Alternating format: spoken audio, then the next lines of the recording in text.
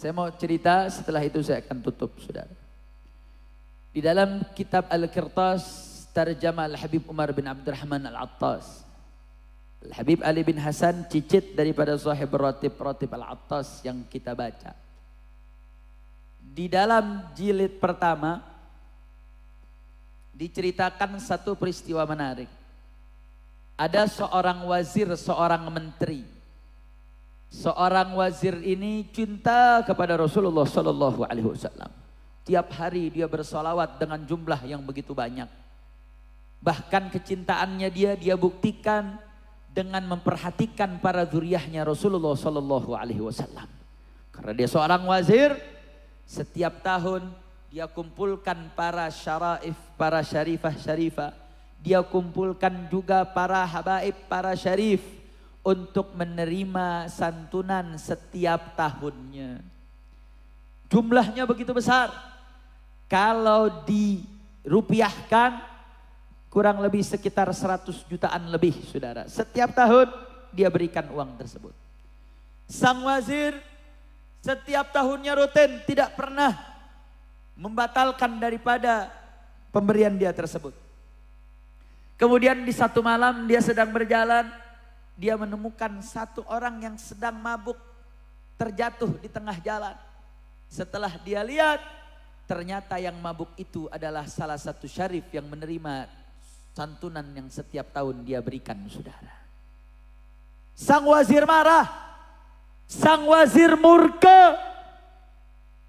Ketika pemberian santunan di tahun yang akan datang, datang sang syarif yang ditemukan saat itu mabuk. Sang wazir mengatakan, kau tidak layak mendapatkan santunanku. Kau pergi, keluar, kau tidak layak mendapatkan santunan dari diriku. Keluar sang syarif tanpa banyak bicara, saudara. Persis malam itu sang wazir bermimpi. Di dalam mimpinya, sang wazir berada dalam satu keadaan huru-hara. Terdapat sebuah kejadian yang begitu luar biasa, yang digambarkan seperti hari kiamat. Semua orang ketakutan berlari mencari tempat berlindung. Sampai ke satu tempat, sebuah istana besar, yang semua berlari mengizinkan untuk masuk ke dalam rumah tersebut, saudara. Semua masuk satu persatu.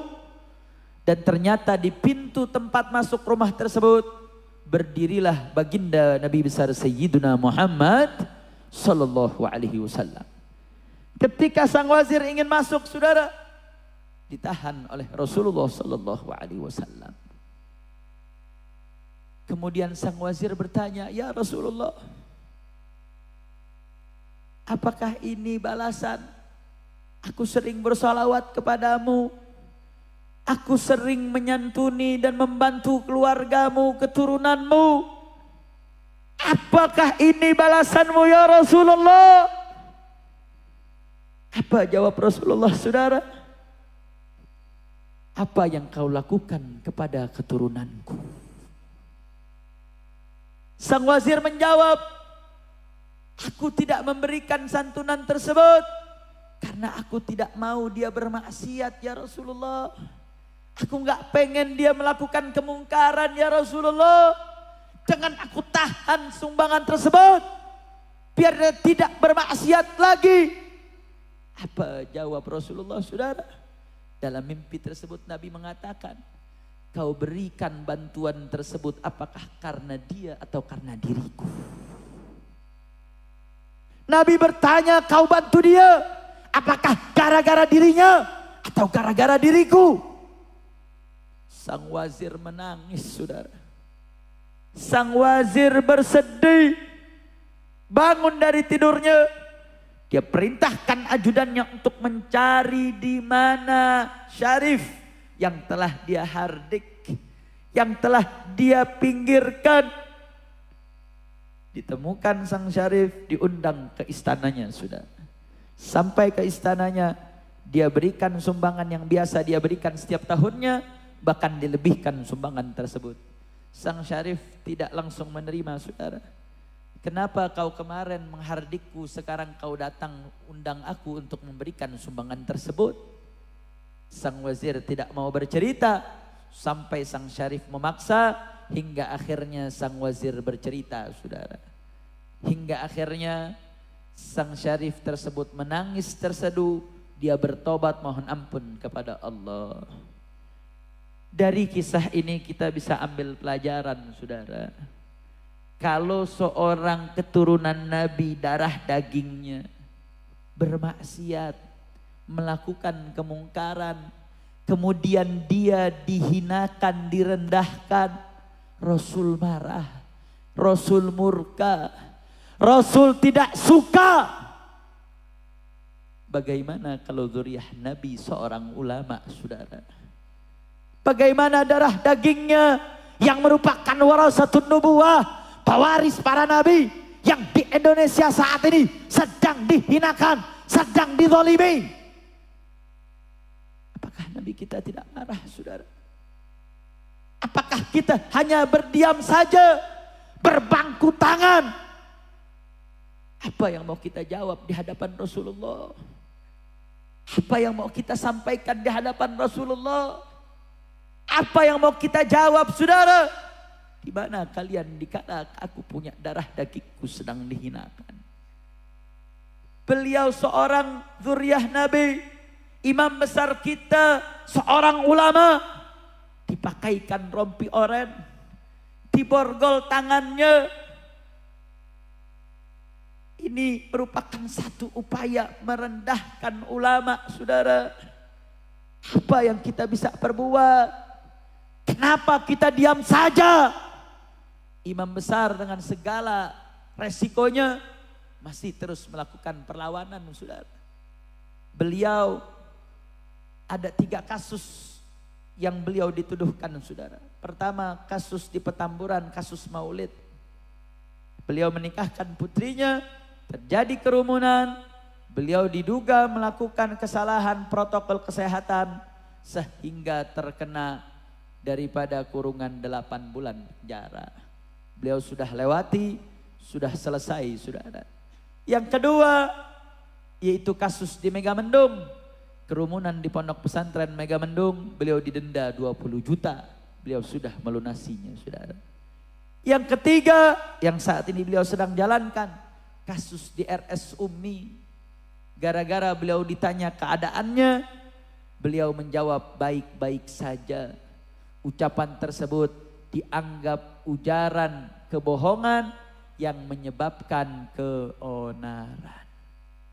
Beliau dituntut 6 tahun penjara, divonis 4 tahun penjara.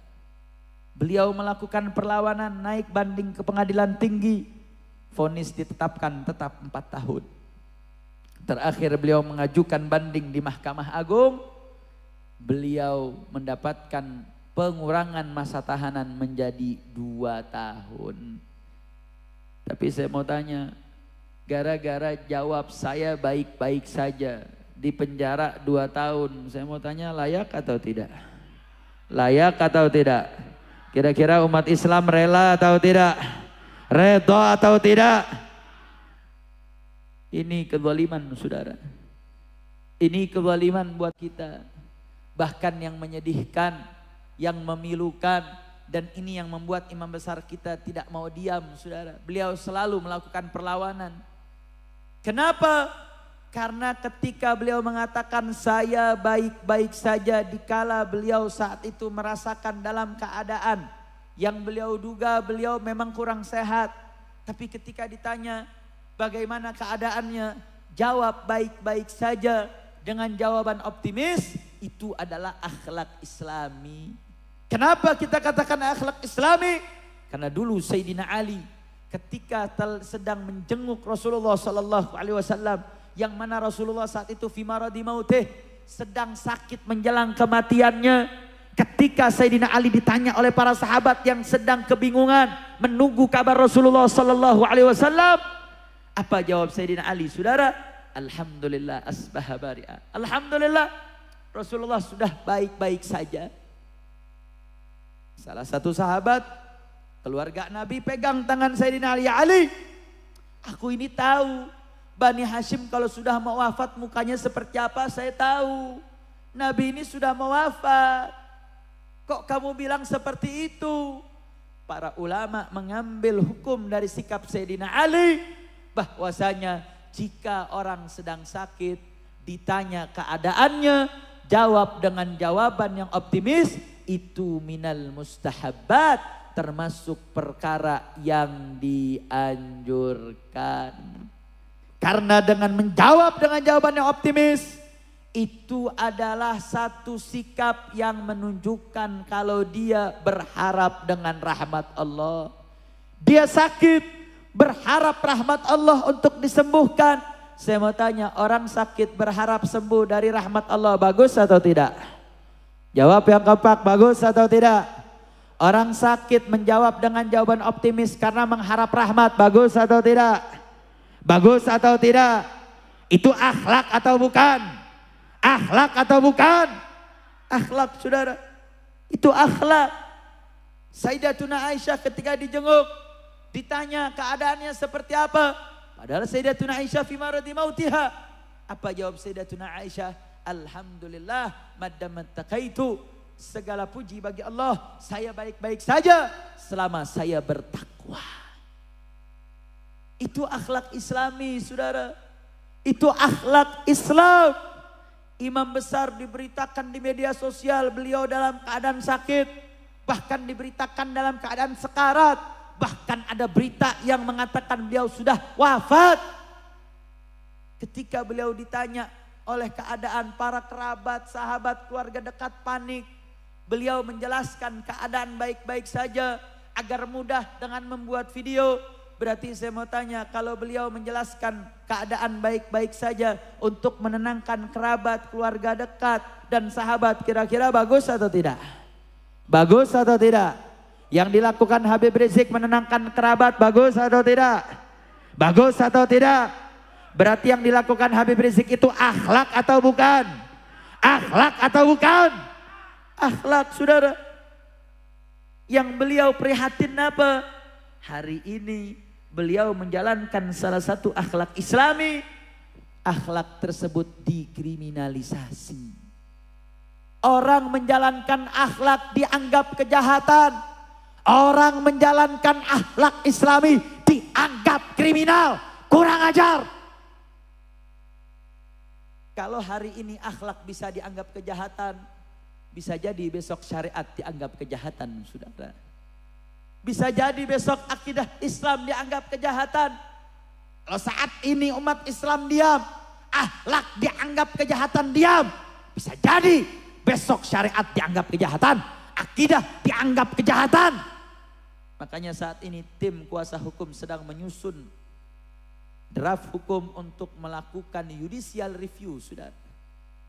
Undang-undang yang saat ini menjerat imam besar kita maupun menjerat Habib Bahar bin Smith, ini undang-undang yang dibuat di zaman awal-awal kepemimpinan Indonesia, saudara.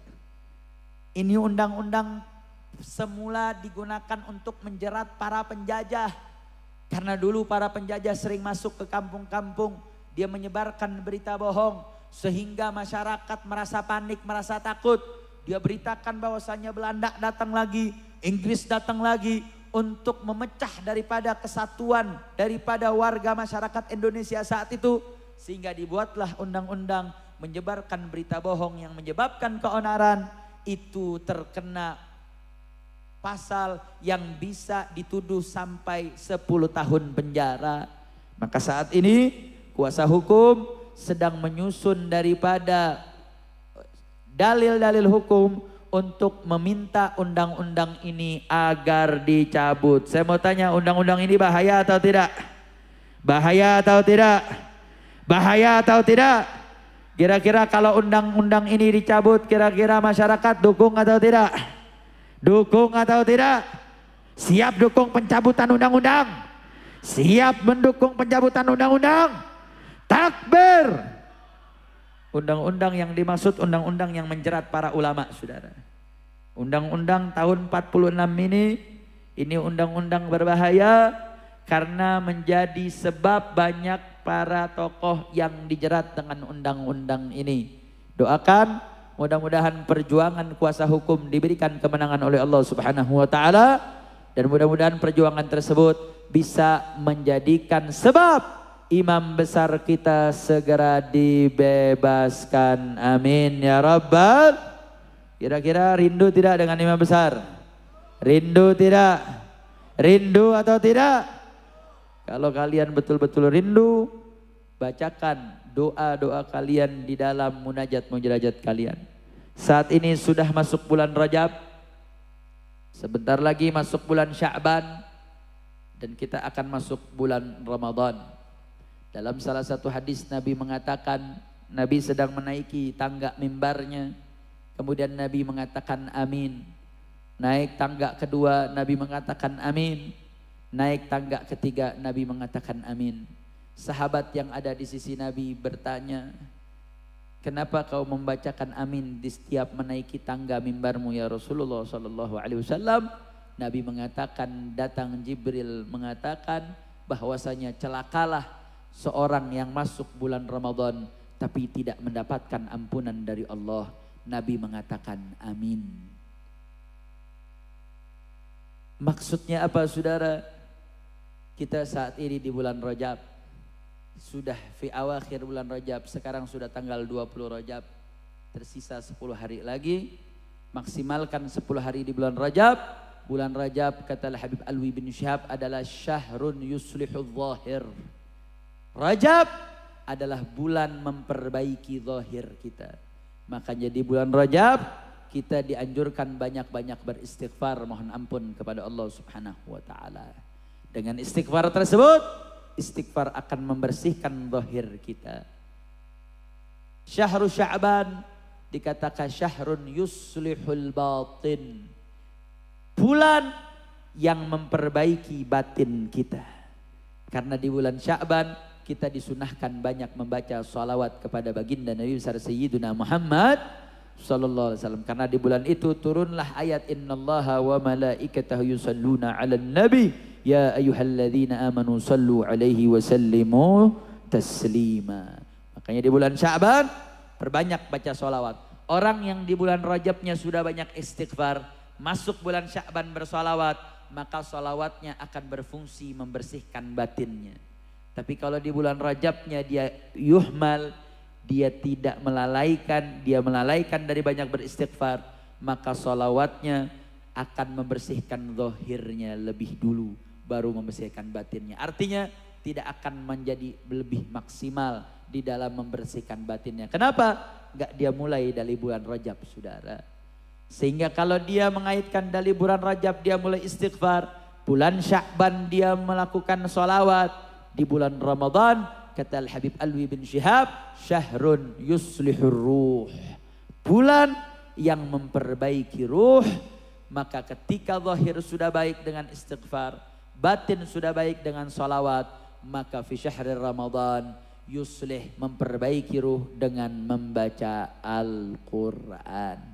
Makanya Nabi Muhammad SAW mengikat 3 bulan ini menjadi 3 bulan yang saling berkesinambungan. Makanya di dalam hadis yang tadi kita sampaikan, celakalah orang yang masuk bulan Ramadan tapi tidak mendapatkan ampunan dari Allah Subhanahu wa taala.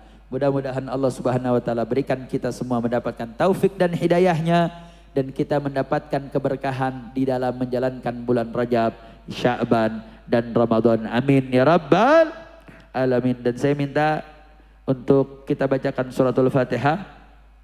Kita niatkan yang pertama untuk imam besar kita Habib Muhammad Rizik bin Husain Syihab, begitu juga kepada Habib Bahar bin Sumit serta Haji Munarman dan seluruh para aktivis yang saat ini masih terzalimi. Mudah-mudahan dengan keberkahan perkumpulan kita pada malam hari ini dengan membacakan suratul Fatihah dan seluruh keberkahan dewan guru yang ada di pondok pesantren ini, mudah-mudahan Allah Subhanahu wa taala segera memberikan kemenangan yang nyata kepada imam besar kita. Mudah-mudahan Allah segera bebaskan beliau-beliau. Mudah-mudahan Allah jaga beliau-beliau semua. Dan mudah-mudahan juga kasus KM50 segera Allah bongkar sampai ke akar-akarnya. Allah binasakan seluruh yang memiliki andil di dalam peristiwa tersebut. Ala hadhihi niyah wa kulli niyatin salihah wa ala manawa imamuna al-akbar al-habib Muhammad Rizq bin Husain Syahab wa ila hadratin nabi bi sirril Fatihah. A'udzu billahi minasyaitonir rajim. Bismillahirrahmanirrahim. Alhamdulillahi rabbil alamin arrahmanir rahim maliki yaumiddin. Iyyaka na'budu wa iyyaka nasta'in. Ihdinas siratal mustaqim. صراط الذين أنعمت عليهم غير المغضوب عليهم ولا الضالين آمين آمين يا رب العالمين. هكذا مني والعفو منكم والسلام عليكم ورحمة الله وبركاته.